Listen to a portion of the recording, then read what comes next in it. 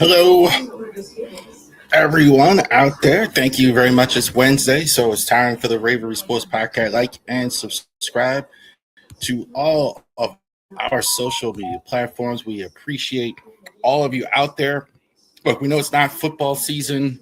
We're in the off season here, so we're in the middle of baseball season. Orioles not very good this year, so we appreciate all of you out there. A lot of you have been commenting on social media, on Facebook, on Twitter, on Instagram. Some of you guys are very loyal out there. Shout out to all you guys out there that are doing that as well. So we appreciate all of you out there that are joining us here with the Baltimore Sports Podcast, which is all also too in the title now, so people know that it's Baltimore Sports as well. Instant reaction for the MLB draft coming up here on July 11th. Also, to Royals and Orioles, we're going to be talking about that as well that day. So we're talking about the MLB draft, starting our MLB draft prep. So I'm definitely been going over that. Genesis Notary Services at Facebook.com. Some of you, if you've seen the channel, we're going to have a Genesis Notary Services live stream on June 1st. So definitely check that out for those of you that have never seen it. So we're going to be live here on our Ravori Sports channel and also too on my all of our Genesis Notary Services platforms on Facebook and on LinkedIn. So we're going to be going live there as well. So definitely check that out. 12 o'clock in the afternoon. Harris Legal Shield. So we haven't done a live stream in quite a while for Harris Legal Shield. So we're going to do that next month, 4th of July. So check that out. Early in the day, we're going to do a live stream for Harris Legal Shield as well. Definitely to check all of those things out here. Had a notary appointment the last couple of days. We appreciate all of you in Shenandoah Valley. Harris Legal Shield. Definitely get a will done. First one we did for Harris Legal Shield, my brother and his wife actually got a plan for Legal Shield. So we appreciate all of you who have enjoyed in that endeavor as well. RavorSports.company.site. That is our flagship as well. So definitely check that out as well. Definitely to a lot of the older stuff, the former stuff is still going to be on the Ravori Sports site. We've been putting up Fanatics links. We're going to have one up tonight. So you're going to see links to Fanatics. If you want the new flight jerseys as well, a lot of the, especially the Orioles stuff, if you want the brand new City Connects and all that stuff, Pete Alonso, the new guys, Trey Hendrickson, back to the, stuff like that. So a lot of that's on Fanatics because that's easier for them to go ahead and send it out. We have our own supply of jerseys as well. So definitely too, we can get that if you are looking for, I guess you could call them vintage jerseys now that they've actually changed it, but definitely absolutely go ahead and check that out. We're going to have some more interviews soon. Probably not this week, but next week we're going to go ahead and do some more interview series. The next set of interviews will probably be a little less sports XO as well, so just keep that in mind. All right. Let's check it out here. So now we're deep in the off season. We're going to talk a little bit about OTAs that is going on, but let's go ahead and talk about what happened years ago. So now that we're after the draft, we're after the schedule release. We talked about that last week. So we're going to go ahead and talk about the history. So the Ravens have had, this is a very interesting list here, I think, here when you talk about the history of free agencies. Eric DeCosta and Ozzie Newsome have always kind of described themselves as a draft and develop team. Okay. They're not really, in a lot of ways, that into free agency as well. I think it's very interesting to see the history of all the players they've signed. That philosophy is definitely true more now in more recent years than in the past because they've had a lot of good vets in the past. What free agents, veterans have been the biggest free agent signings?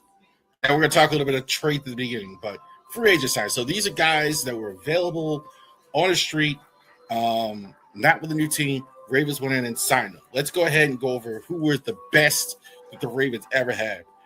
I'm surprised who's number one here on my list. I don't see it more often. To me, it's pretty easy, but it's interesting to see this, and this will be on our social media tomorrow. Who are the 20 best free agent signings of all time. Interesting here. So let's get this out the way before somebody says it. I'm sure somebody on the list is going to say this guy, this guy, this guy. So let's talk about trades. So this isn't the list, but these are trades that the Ravens made. Not everyone, but the top ones. Roquan Smith, right now, current Arizona linebacker, second-round pick for Chicago. I think that's pretty good. I mean, considering you got one of the best players in the league defensively. Some people will question that now, but I definitely think it made a lot of sense at the time. Big trade. Anquan Bolden, third and fourth round pick. That's pretty good. The Ravens didn't want to absolutely give up high picks, super high picks for a wide receiver, a vet receiver, but 3 and 4 makes a lot of sense for a guy as good as Bolden was. Marcus Peters. This was huge. I mean, the Ravens gave up a guy they didn't even want, really, Kenny Young, and a 5th round pick. Young, I think he started for a few years, but Marcus Peters really, really was. This was probably the most lopsided trade they had. 5th round pick for Calais Campbell, who's back. Calais Campbell was a 5th round pick for the Ravens. I think it was the Jags. I think it was for them. The late Steve McNair. Never forget this as far as I can. Shout out to the late Steve McNair, one of the greatest quarterbacks, I think, in history of the NFL. 4th round pick from Tennessee. So it wasn't a free agent signing. It was a 4th round pick from Tennessee. I always, too, and nobody brings this up, how they could have had Drew Brees that offseason. They didn't look at it. Culpepper. It's only kind of mentioned in the 2 teams that were involved, the Dolphins and the Saints. But the Ravens were also looking for a quarterback, and they really didn't even try. Because they really wanted Steve McNair. Willis McGahee, 3rd and 7th round from Buffalo. This was after Jamal Lewis left as well. Kind of mixed on McGahee, kind of did well and then didn't. Eugene Monroe, some people are going to argue that he didn't play well. He played well for about a year or 2 as well, and they didn't give up a lot, 4th and 5th round pick. All right, number 20, guy who was just here, Kyle Van Noy. This was pretty Raven-like pick, guy that nobody wanted. Really blue light type of guy, really made a good contribution for them over a year ago. So this was definitely a guy. So 2 years, he was really good. Last year, not quite as good as well. I don't expect him back, at least before training camp, unless there's an injury or something like that. But Kyle Van Noy, I thought, was a good signing. I'm definitely putting him in the top 20. Good sack totals. I mean, double-digit sacks or close to it 2 straight years. So definitely shout out Kyle Van Noy here. I got him at 20. Number 19, Daryl Smith. Big shoes to fill. Daryl Smith replaced Ray Lewis. So this was the guy that actually had to step in when Ray Lewis retired right after the Super Bowl win. So good, solid inside linebacker. Obviously, replacing Ray Lewis, I think this is why he's more forgettable. Though a lot of people are on there because he wasn't as good as Ray Lewis. More of a typical, solid inside linebacker. Decent as well. Good tackler. Good at the line of scrimmage. More traditional. I think you definitely put him in the top 20. I mean, this was a guy that didn't bust out or anything like that. Either way, I thought he was good as well. So I think Daryl Smith deserved it. Is there a couple started for a couple seasons? Wasn't a guy, that when I'm making this list out too, that's a factor as well. Not a guy who's just there. Sometimes you got a guy there 1 year or whatever, but like a guy, if he started for a couple seasons, it worked out. Trent Dilfer. Some people say this is higher. Trent Dilfer, number 18. Look, he really only played, even though they won the Super Bowl in 2000, about a half a season. Like, that was really it. Came in from Tampa, was a backup, was Tony Banks' backup really most of the year, didn't really play. Then Banks really struggled. Brian Billick put him in. Rest was history. Defense played well. Dilfer read the train, and he was actually there. So I wouldn't put him in the top, but definitely too. The bigger story almost with Dilfer is not how he played with the Ravens, obviously in the Super Bowl, but letting him go. We'll never know how it would have went as you kept Trent Dilfer as the starting quarterback. So that's well. But Dilfer, I definitely think was a Super Bowl win quarterback. I think you got to put him on the list. Number 18. Number 17 in the broadcast booth nowadays, Quadri Ismail, the missile. For a long time, this was the best Ravens receiver you could argue in history.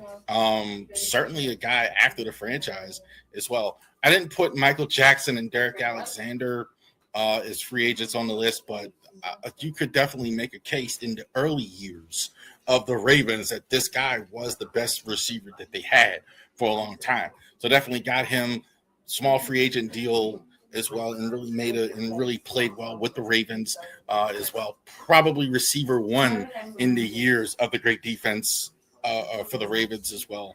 So shout out Quadri Ismail, number 17. Number 16, here's a guy you could argue he never even should have been here. Got here in a bit of a quirk, known as Doomerville for the Ravens. So definitely signed with Denver the year before, had a contract extension change, and what happened was that the contract never got in on time. So Denverville, the contract never got in on time, and so it wound up being a free agent. Denver couldn't keep him at the reduced rate. Ravens go in and sign him. And the rest is history. Dumerville was terrific his first couple years with the Ravens as well. I think he had 17 sacks one year as well. So he was really, really good with the Ravens. So this was they haven't had enough guys to me like this, the outstanding pass rushers and all that, etc. They definitely need guys like that to go ahead and be great pass rushers. They haven't had guys like this easy to find. So you usually don't find a guy this talented as well. A little bit on the back half, like a lot of these free agent guys as well. But Dumerville, I think, was an excellent signing. I have Dumerville, number 16. Number 15, Mark Ingram. Best compliment I've heard about Ingram, who had his wonderful son say Steelers suck during the draft. That was fantastic. It's fantastic, by the way. But you don't think of him as a Saint, do you? You think of him as a Raven. He only played really 3 years as a Raven. He kind of was the guy to usher in the Lamar Jackson era as well, which was huge. Definitely a guy, again, typical Ravens signing, guy in his late 20s, early 30s, hungry, ready to play. And you get Ingram in, had a couple 1,000-yard seasons, good production without a lot of carries. So he didn't outrush Lamar Jackson, but definitely he had a solid couple of seasons as well. So this was a very good free agent signing here for the Ravens. One of the few later years is what you see a lot of these guys here are earlier as well. So Mark Ingram, I think this was Ozzie. I'm not sure, but it was right around that time where Ozzie took over. I think it was Lamar. I keep thinking. I'm thinking this was Eric DeCosta that signed him, but definitely this is right. If it was right around the time where Ozzie went out and Eric took over, so it was right around there. So I'm not sure if it was, but it was right around there as well. My boy Kelly Gregg. I definitely love Kelly Gregg.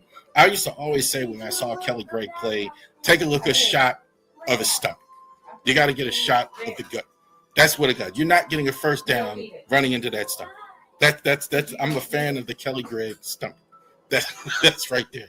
Great defensive player, old school all the way. Definitely a guy played after Tony Siragusa. He was a free agent. He wasn't a guy, not a high price guy, kind of like a blue light guy. Came on, really only played. I think as much as he did is because the Ravens didn't have any money, right? After the 2001 purge, they won a Super Bowl in 2000. They brought a lot of the guys back for 2001 when they got eliminated in the playoffs, and then at the end of that season, they had to blow the whole team up. They were way over the cap. I think this is kind of why they operate the way they do. They don't want a situation like that they had. One of the guys that was there, that was free agent there, was Kelly Gregg. Gregg, I think, one of the all-time great Ravens. I think very underrated. Love Kelly Gregg as well. So great free agent signing. Blue light. Really, I don't know where. Played several years for the Ravens. Got an extension. Now we're getting to the really, really good stuff. Eric Weddle for the Ravens. Number 13. Weddle, I think, is one of the most underrated free agent signings of all time that we had. 13. Weddle, I think you really got a guy who instant. One thing I noticed about Eric Weddle was he instantly became a leader on the defense. So that was a really, really big deal.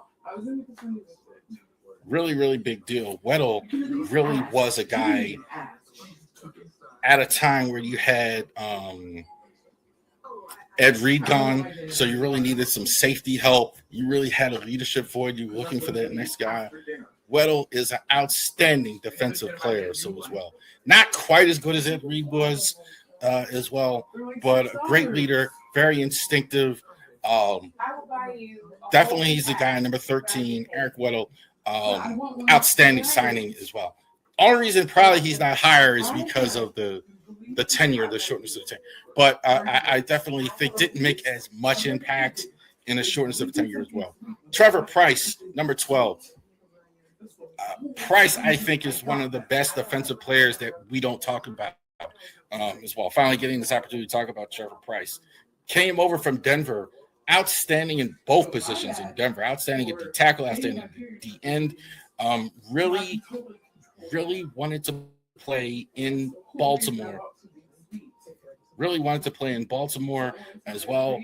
Denver had to make some changes. Trevor Price came in, and I think he was phenomenal. I think for the longest time, very underrated underneath for Terrell Suggs. But this guy was a pass rusher, run stopper, played inside, played outside, played great at the nose. You could put him anywhere on the line. You could put him on the outside. He could pass rushes. Totally complete guy. Definitely on the tail end. But Trevor Price, I think, was a much more kind of like what you're seeing with Calais Campbell. Like if you never saw Trevor Price and you seen Calais Campbell, this is the guy that you absolutely like. Trevor Price, number 12. Kevin Zeitler, number 11. Zeitler, I think, is one of the better. He's got a borderline Hall of Fame career. Still going.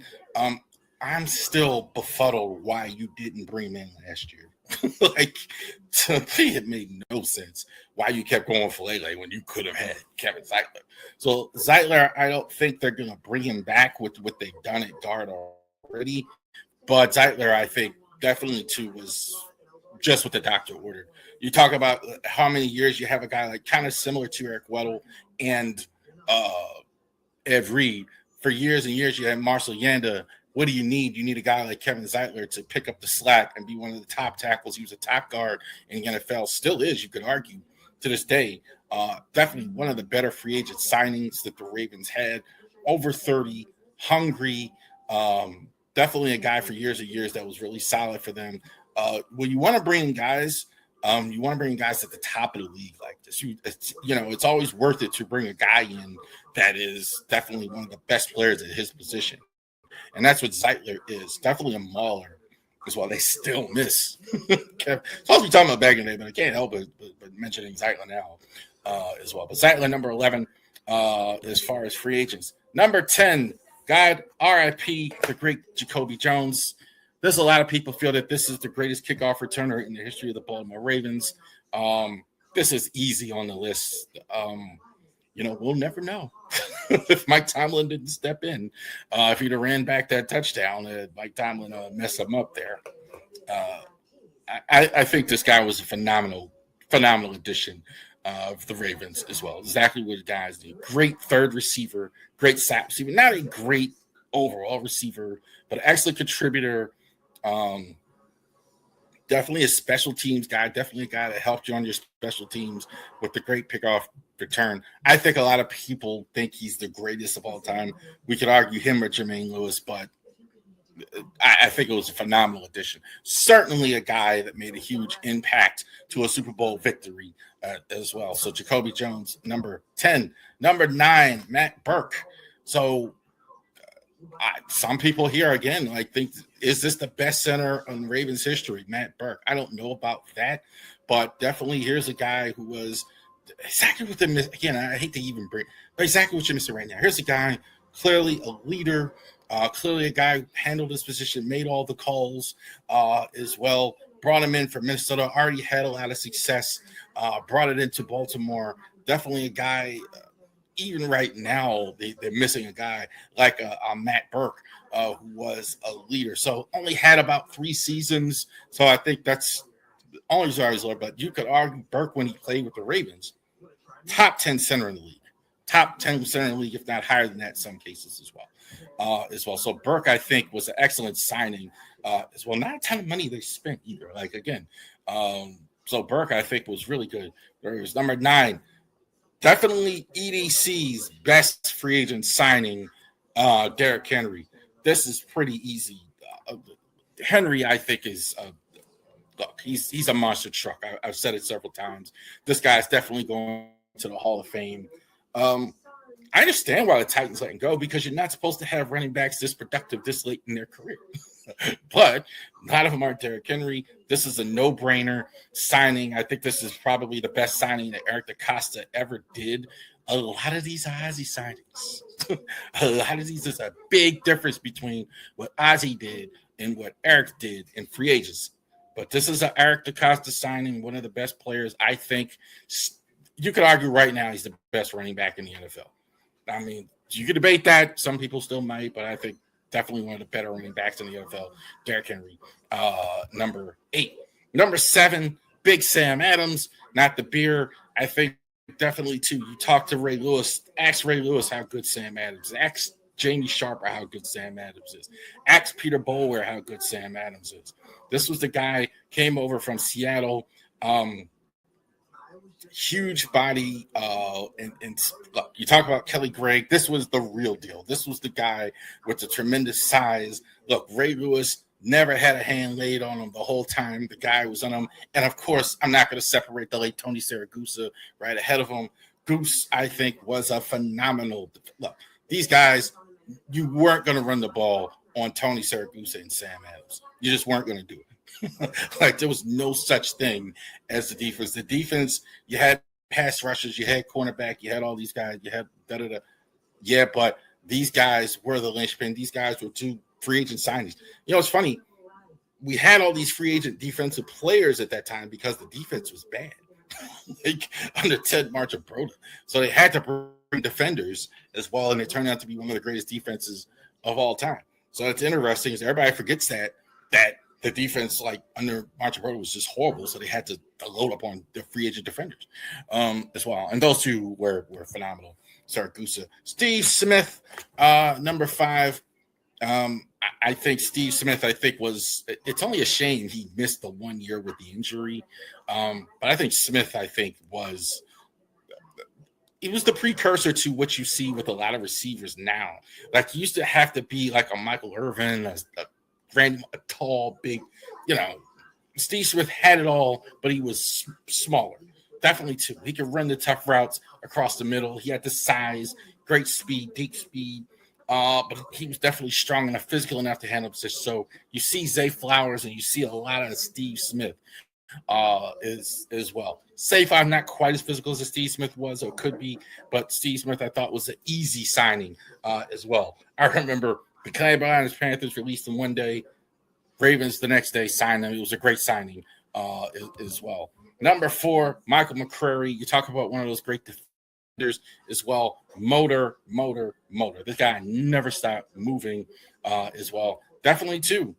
A lot of questioning. This is a good one because a lot of people questioned the signing at the time. He was one of those guys who had a great contract year his last year in Seattle, but before that, not so much. And he blew the doors off in Baltimore. He was fantastic. Great free agent signing. Again, one of those free agents that they had to sign because they needed defensive help as well. Michael McCrary, I think, was an excellent addition for them as well. I think McCrary was one of the better defenders that we don't talk about. You talk about that, the Ravens history, not quite at the level of the Ray Lewis and all that, etc., but definitely without that steady pass rush. You get it. You can't write the book of the Ravens without Michael McCrary, part of that 2000 team. Number 3, Rod Woodson. Rod, I think, was one of the greatest players in the history of the NFL. I think probably I have Deion Sanders higher than him, but that's it as far as a corner. And at safety, he was outstanding as well. this is exactly what you want to see with a guy like a Rod Woodson. So corner for years. He's kind of lost some of his speed, and he's fantastic at safety for all that time. Definitely one of the better safeties in the NFL. You look, when you have one of the great all-time defenses like the Ravens had, you got 2-3 guys go to the Hall of Fame. Easy Ray Lewis, easy Rod Woodson. Definitely two. This was a gigantic signing. It was interesting too. This was kind of before the Ravens Steelers stuff started, but known as a great Steeler as well. But Rod Woodson, definitely I think of him as a great Raven as well. Phenomenal free agent signing, and definitely too was a guy a lot of people didn't know if it was going to work out, kind of on the downside of his career. So kind of interesting there. Number 2, D Mace. Currently, I think going to be one of the all-time leaders in terms of wide receiver yards for the Ravens as well. Definitely long career in Tennessee. Before that, Mace, I think he was their number one guy for the longest time. I think after you talk about a Quadri Ismail, it was Derek Mason was the top receiver. The closest thing they've had ever, really, which is almost weird to say for an NFL team, to a diva, but that's kind of what D Mace was. Definitely called for the ball. Definitely 2 consistent 1,000-yard seasons, probably more than everybody else in the Ravens. I think so. He was a phenomenal choice. Definitely longevity. But I think the biggest one, Shannon Sharp, it's undisputed. Oh, it's a nightcap. Shannon Sharp, I think, was the biggest star offensive player that they ever signed at the time. This was exactly what they needed to go ahead. I don't think you win the Super Bowl unless you sign Shannon Sharp. And so that's why I think he's number 1, because the one thing they didn't have that had good receivers. They had D Mace, they had Quadri, they had da-da-da. Yeah, but you didn't have a star on wide receiver. You didn't have a star on your offense. This was a superstar, Shannon Sharp. I think Shannon Sharp is one of the 5 greatest players in the history of the NFL at the tight end position, and I think Shannon Sharp was the biggest free agent impactful signing in the history of the Ravens. There you go. All right. There's your list. So go ahead and argue with me in the comments. A lot of sure are. We're going to release this on our social media here, the 20 greatest free agent signings in the history of the Baltimore Ravens. So definitely check that out as well. I think it's pretty easy. Shannon Sharp is number 1. I kind of definitely think it's pretty easy. That Shannon Sharp is the top guy. All right. Let's go ahead and get this squared away. Yeah, it's down there. Ravens, OTAs. For those of you that don't know what that means, that's organized team activities. So, Ravens OTAs. I don't have too much on OTAs. I think the couple things I do want to talk about here. Thing I'm most focused on personally is the center position. I think that's a huge mistake that was made by the Ravens in the draft, not taking a center. Now here you are at OTAs hoping for a center. We will see about that. Corey Bullock is in the competition. Jonathan Gwynn is in competition. Nick Dawkins, I think a guy, I don't know if we talked about Nick Dawkins, played with Van at Penn State, all in the competition. The guy that's really stood out is Danny Pinter. According to all reports, he's the guy, looks like he's getting the first team reps here at OTAs, whatever that's worth as well. So I think that's definitely something to keep an eye on. A lot of vets didn't play. That's not, and again, don't worry too much about that. That's certain guys, certainly, they don't necessarily have to be out there all the time. I think some guys you laid out, check them out, make sure they're on the field, make sure they're in the film, make sure they're learning things, whatever. There's newness on both sides, so I think that's a real thing as well. No real fullback. That's kind of held to. A lot of tight end play, but no real fullback, so that's really going on right now for the Ravens as well. Real quick, Lamar. The story is not, and I'm going to say it one more time, is not about him missing practice and all that. And the story, I think, is the Ravens haven't signed him to a long-term deal. That's the issue. That's why you're making a fuss about this. Real quick, let's a little bit of a parable. Jennifer Lopez, right? Just stay with me. So Jennifer Lopez is a phenomenal actress, beautiful. Jennifer Lopez, two of my wife's favorite movies of all time was Enough and Selena. Jennifer Lopez movies. I was a big fan of The Living Color. Definitely all these years, all the great stuff that she's done, etc. Celebrity Opposition. What do we talk about with Jennifer Lopez? All the time. No husband. Right? You're beautiful. You were dating Ben Affleck and Alex Rodriguez and all these people, but you got no husband. Right? How'd you get no husband? What's the problem? What does that have to do with OTAs? Ravens, kind of the same thing. What's going on right now? The Baltimore Ravens, you had a great reputation. You're a great drafting team. You won a lot of games. You have this. You have all this other stuff. But you have problems signing quarterbacks. That's not a little deal. And I don't know why this isn't done already. I don't know why you haven't signed like Lamar. Why are you leaving this out? So I don't understand that. That to me is the bigger story right there. The Lamar, the issues with those things. So there it is. OTAs are going on day 2 as well. I mean, so we'll definitely talk more about that, organized team activities. But I think those are the two big things. Lamar and his contract and the center competition. I think that's definitely we're going to be definitely keep an eye on during organized team activity, mini camps, and all that, etc. As we go forward. All right. A little bit on this. Something to talk about.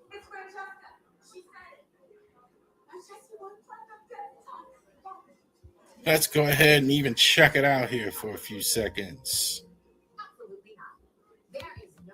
Because I think the story off the track is as interesting as the one that's going on.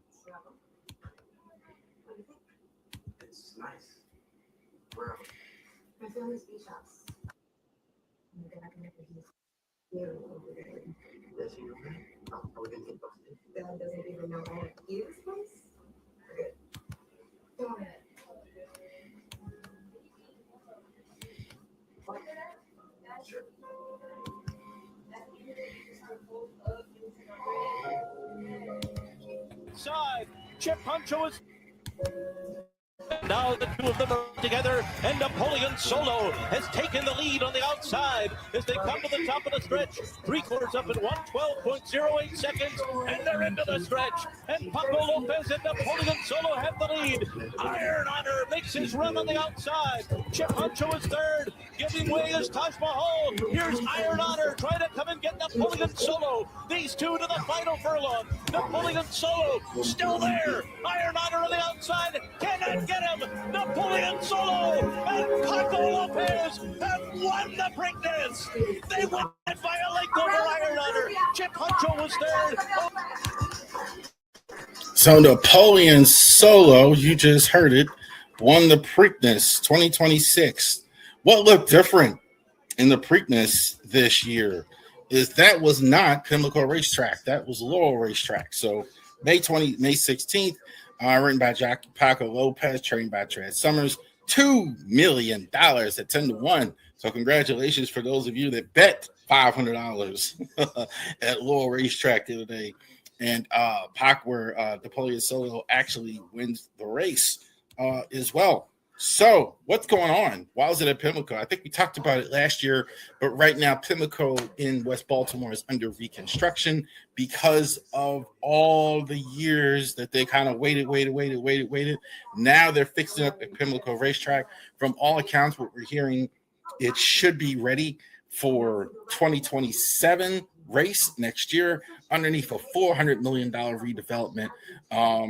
Where it began demolition last year. So they couldn't do the Preakness there this year because of reservations there as well. So I'm really curious to see how much different it looks. It really has always had a distinct look out there as well. But how much different are you making it? That's going to be the key. How much of this really interesting to see how much of the old history, the old infield, are you going to keep? It's long overdue for redevelopment. I mean, that's putting it mildly, considering that. I mean, the fact that they're just now doing this is crazy. I mean, it should have been done a long time ago. Same with what my brother Greg would call the Civic Center, which is called First Mariner, et cetera, et cetera. That's how long it's been since those two were there. So it's good to see they finally did something with Pimlico. They're not doing something with both facilities for years. Nobody likes to say this out loud because they don't like the city, and the people with the money don't like where they are. That's just the fact of the matter. Pimlico's in Park Heights. Park Heights is a rough neighborhood. It's kind of akin to a nicer area. Mount Washington considered a nicer area, but a lot of people they complain about going there. So this is why they took so long. Finally, they got it done. And so you're going to have the Preakness there 2027 as well. Good. Thanks. Congratulations to all of you out there that went to the Preakness as well. Lowell, not quite West Ball. Like Lowell's like you're about 50 minutes drive away. So definitely shout out to all of you that went out to the Preakness. I'm saying the big infield party. Oh baby, NBA playoffs are just, these games have been fantastic the last couple of days. So definitely too, I've definitely been checking out the NBA as well. These games have been terrific as well. Let's tempted to start with the other series, but I'll start with the Eastern Conference Finals as well. Let's talk about the Knicks. The Knicks I agree with Charles Barkley when he says no teams look better in the playoffs than the Knicks. No question about it. They've been phenomenal. They're not playing the Pistons.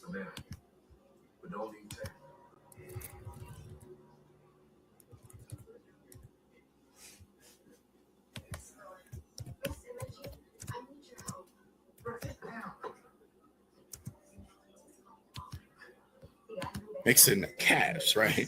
Get the series right. First of all, that Cavs, I think, deserve to be here. I think we're going to find out which one of these two great players kind of gets the monkey off their back a little bit, whether it's Jalen Brunson or Donovan Mitchell going to the finals as well. I think both of these series are possibly going 7 games. These are very evenly matched on both sides. I don't think either one of these teams is going to beat anybody in the West, but I definitely think it'll be hard fought. Game 1 was terrific. Game 1 I thought was terrific. The Knicks jumping out to the lead, then the Cavs taking over a month's game. Knicks with a tremendous comeback as well. The Knicks playing hard every night. So are the Cavs. These teams really look like they're wanting to go ahead and go all the way. Bit of a surprise that they eliminated the Pistons, because I even had the graphic there. I'm thinking it's going to be the Pistons, but a bit of a surprise. Game 7 against the Pistons, Cavs just wanted it more. They hustled harder. They rebounded harder. They took charges more. They were just more. They're physical team. Real quick, Pistons. Pistons they're just not there yet. Just not there yet. They kind of sidelined Durant, and I think that was kind of it. They kind of made it hard for him. Cade Cunningham had to do it by himself, and that was it as well. Donovan Mitchell and Harden were up to the challenge, but I think they have a pretty complete team in Cleveland, so that's good. So, but I think the Knicks were really good, have been really good. They won the first game. This is going to be a heck of a series, heck of a game 1. This series, I think, is the real finals, and I said it because these two teams are phenomenal. I thought game 1 was phenomenal as well. The Thunder are the best team in the NBA, I think, maybe, but you can't beat the Spurs. This is really Roman Reigns and Seth Rollins type stuff, okay? So Roman Reigns, a lot of people consider him the greatest, but you have so much trouble with Seth Rollins. And this is kind of what I see here with the Spurs. like the Spurs are finding a way to beat the Thunder over and over here. So they won game one. I saw a couple places where people were like, Wemby's finally was named MVP. Fraud. That's further than I go. But I do think of one thing years ago, the great David Robinson years ago won the MVP. A lot of people thought he would win MVP. Spurs were great during the regular season, et cetera, et cetera. This was before Tim Duncan got there. Dennis Rodman was phenomenal in that year. I think that was 94. I think that was 1994. Yeah, it was 94 when David Robinson really won the MVP, had a great season. They played the Rockets in the conference finals. Rockets were a much lower seed, and Akeem Olajuwon showed everybody who the real MVP was. That has shades of that already. Wembanyama, that was just gangster hitting that three from logo late in the game. I don't think they go into overtime and do what they did had he not hit the three. This is a very deep team for the Spurs. They have at least 4 or 5 guys that are capable of 20 more points. Wembanyama's growing right before us, but Stephon Castle, De'Aaron Fox didn't even play in game one. I mean, he's outstanding. He was an all-star. Stephon Castle, Dylan Harper, old Harrison Barnes, etc. Rick Sixman. They have a lot of really good players in San Antonio. The Thunder, I think, is terrific. I think that's about as bad in game one as I've seen SGA play throughout the whole game. That got him figured out a little bit defensively. So I think this is why they're having so much trouble. They get a little less production from Wembanyama. They get a little less production from SGA, and they have guys, they're hitting mid-range shots that really affects their defense. Because the Thunder are outstanding inside, they're outstanding on the perimeter, but they don't do as well in the mid-range. So I think that was really good stuff. So Thunder, I think this is going to be a phenomenal series. This is going to be a phenomenal series. I think this is the real finals. I think the winner of this series go ahead and wins the NBA. All right. We'll keep on that as well, the NBA.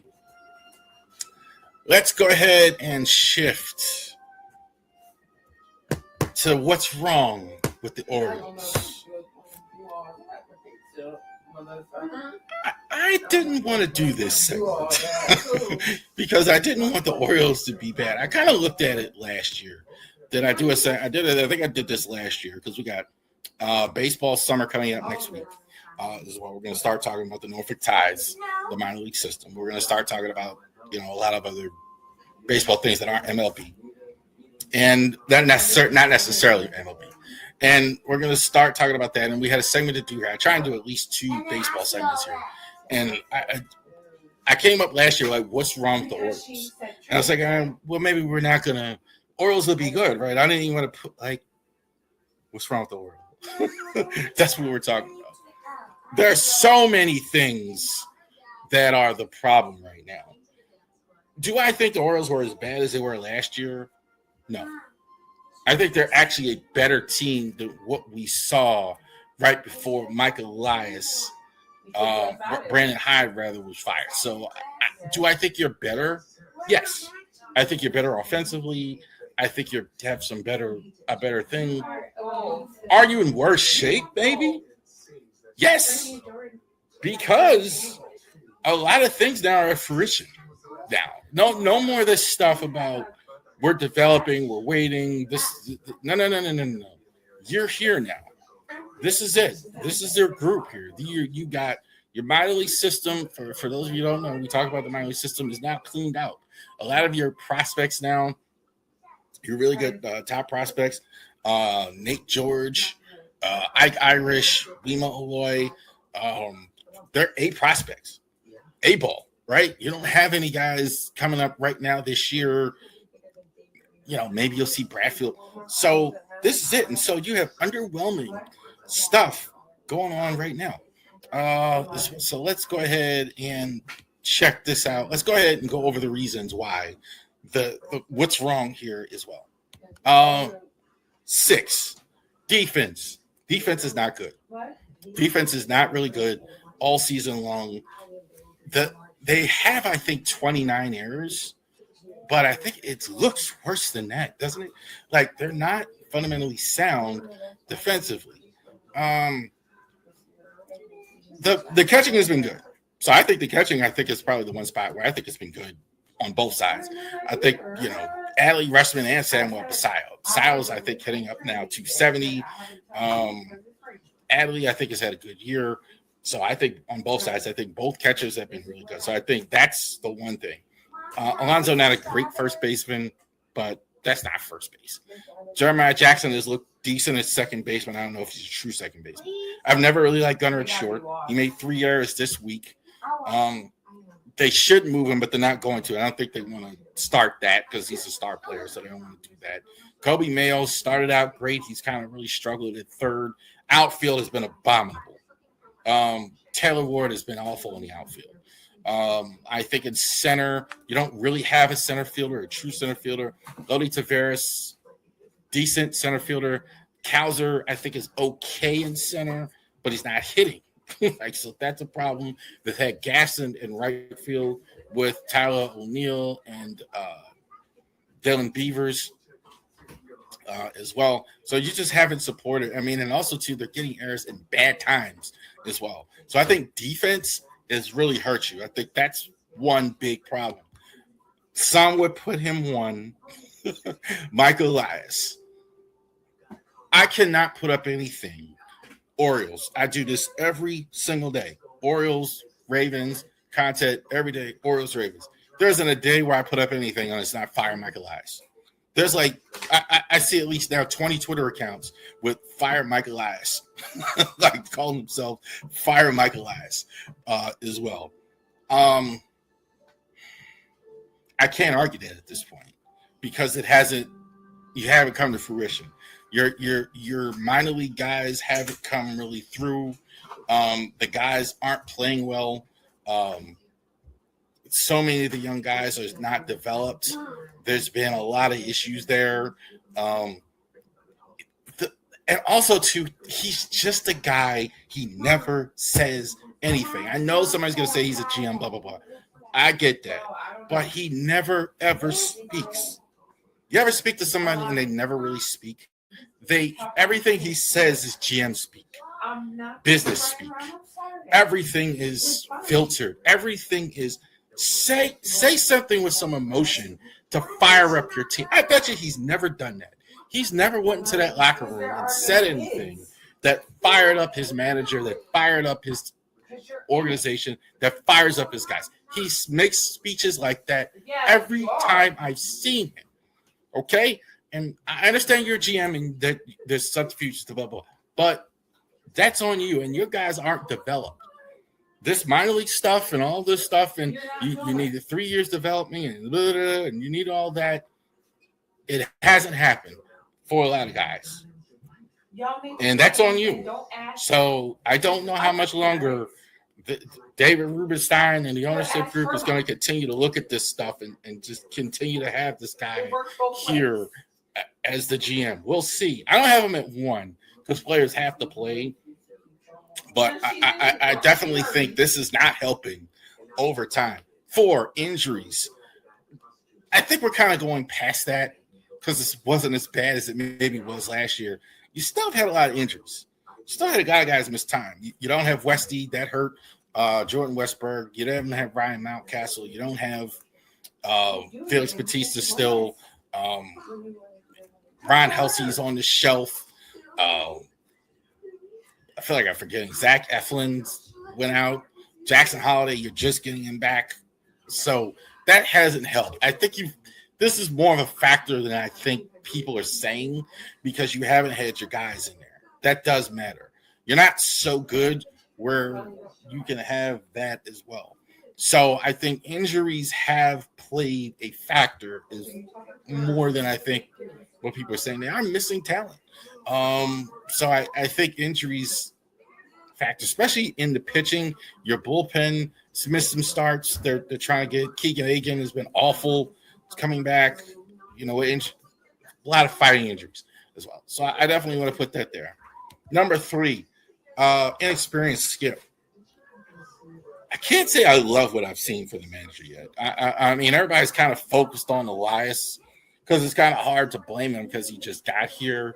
But this guy clearly is green as grass. I mean, he's drinking through a fire hose right now. He's never been a player, never been a major league manager. Staff really full, not a major league manager. So I think that's a factor. Everybody's getting on Drew French. I think that's true too. I mean, we'll get to him, but I think that's your manager is not really again. What are you saying to your guys right now? Are you getting them fired up? Are you getting? I mean, everything he kind of says, he kind of sounds like Mike Elias often when I hear him. Kind of the same double speak. Kind of guys, and we're gonna, are you making the lineup card? Are you putting your foot there? Are you? He just to me looks a little green right now, which isn't a surprise. This is rookie manager, so it's harder to blame him as well. But the manager has, I think, a big impact or should on the field as well. So I think that's it. But the biggest problem, the pitching has been terrible. I think the relief pitching is too outside of Ryan Halsey and who's on the shelf and Rico Garcia. Good luck. Keegan Aiken's been terrible. They've had a lot of injuries. Your relief pitching hasn't been good. They have no confidence at all. They're never using him in any serious situations as well. And you could tell it. They don't have confidence in a lot of these guys. They don't have confidence in a lot of these guys. Tyler Wells, Anthony Yunus had a good start. He's kind of struggled lately as well. So really the only guy you really been going good has been Rico Garcia. So they've been a little better than the starters, but just a little. But they haven't been good. This is not going to work if you're going to win games. You have a problem, and and the starting pitching has been. That's your problem. That's number one. Look, Trevor Rogers ERA at 6. Everybody's like Bradish ERA. He looks like to me he's laboring with every start. He's been better. Shane Baz was good today. But he doesn't look like it. I mean, I don't see it here as well. You don't have Dean Kramer with the injury. Chance McDermott is gone. Brandon Young's been a little better, but there's nothing close to a number one starter after all this time. And I think that's on Mike Elias. You haven't got yourself anything that resembles. I mean, the Yankees, you put them on the field, they don't even look like they belong on the same field. Just starting pitching is nowhere close. And Trevor Rogers, having him struggle the way he has really exposed you because you were counting on that. Okay, you were going to get a guy who's a number one starter or something like that.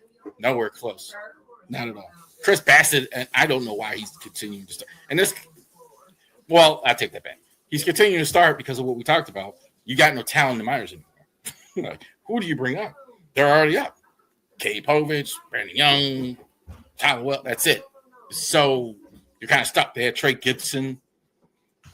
So what do you do? So that's it. But the starting pitching, you're not winning anything with the starting pitching the way it is. All right. That's what's wrong with the Orioles. Grin and bear it. So pulled a defeat out of the hands of victory today. So that is what happened there. Orioles Report.